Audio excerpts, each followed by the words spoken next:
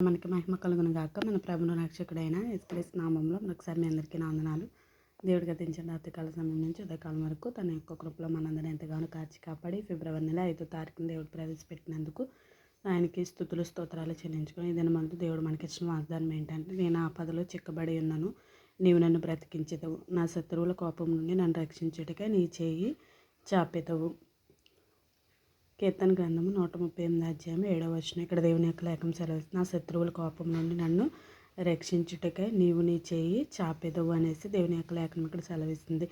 ఇక్కడ దావీదు గారు ఈ కీర్తన రాస్తూ ఆయనకి ఎంతోమంది శత్రువులు ఉన్నప్పటికీ, ఎంతగానో శత్రువు పొంచి ఉన్నప్పుడు శత్రువుల కోపం నుండి దేవుడు ఆయన రక్షించారంట. అలాగే రక్షించడానికి ఆయన చేయి చాపి ఉన్నారంట. కాబట్టి నిన్ను నన్ను కూడా శత్రువుల నుండి రక్షించడానికి ఆయన చేయ చాపి ఉన్నారు. కాబట్టి మనము ఏ విధంగా జీవించాలంటే దావీదు గారు కలిగిన అనుభవాలు మనము కూడా అనుభవాలను కలిగి ఉండాలి. నేను ఆపదలో చిక్కబడి ఉన్నాను, నీవు నన్ను బ్రతికింది. దేవుడే మనం బ్రతికిస్తారు. అలాగే శత్రువుల కోపం నుండి కూడా రక్షిస్తానని ఇది నీతో నాతో అందరితో మాట్లాడుతున్నాను. కాబట్టి చుట్టూ ఎంతగానో శత్రువులు నాకు ఉన్నారు అనేసి దిగులు పడుతూ వేదన చెందుతూ అందరూ శత్రువులుగానే నన్ను బాధిస్తున్నారు, వేధిస్తున్నారని మనము చింతపడకుండా దావీదు గారు ఎటువంటి అపాయాలు వచ్చినప్పటికీ శత్రువులు ఎంతగానో ఆయన్ని చంపాలని చూసినప్పటికీ ఆయన ధైర్యాన్ని కోల్పోకుండా దేవుని యందు ఎంతగానో నమ్మిక ఉంచారు. కాబట్టి దేవుడు వారి కోపం నుండి రక్షించడానికి ఆయన చేయి చాపి ఉన్నారు. కాబట్టి ఇది